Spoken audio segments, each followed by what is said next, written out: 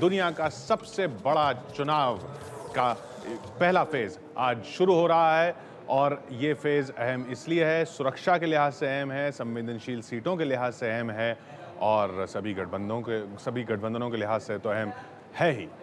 तराई से लेकर तेलंगाना तक, नेपाल की तराई से लेकर तेलंगाना तक जो नक्सल गलियारा है वो उन सभी कमोबेश सभी सीटों पर इस फेज में आज मतदान हो रहा है। जम्मू की सीट पर भी मतदान है, केरल की सभी सीटों पर मतदान है, सभी सीटों पर मतदान छत्तीसगढ़ में भी है, झारखंड की 6 सीटों पर मतदान है, पूर्वांचल में, उत्तर प्रदेश में पूर्वांचल की सीटों पर मतदान है और साथ ही बिहार की 13 सीटों पर भी मतदान है।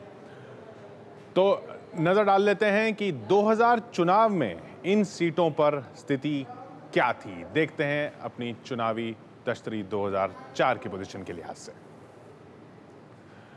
चौथा मोर्चा एनडीए, अन्य, यूपीए, तीसरा मोर्चा, क्या क्या पोजीशन थी इन 124 सीटों में। यहां ये बताना जरूरी है कि कई सीटें बदल गई हैं, कई सीटें गायब हो गई हैं। डिलिमिटेशन के बाद, परिसीमन के बाद कई सीटों में बहुत अहम बदलाव हुआ है, लेकिन ये जो हिसाब हमने लगाया है वो जो नई सीटें हैं उनका 2004 के नतीजों के हिसाब से उनमें कौन सिटिंग हो सकता है, कौन किस पार्टी की वो हो सकती हैं, वो एक्सपर्ट्स के हिसाब से हिसाब जोड़ा गया है। और उस लिहाज से इन 124 सीटों में एनडीए की 34 थी, एनडीए की 34 थी 2004 में। एनडीए जो, और ये एनडीए हम ले रहे हैं 2004 का एनडीए नहीं, एनडीए 2009 का। यूपीए हम ले रहे हैं 2009 का, 31 सीटें।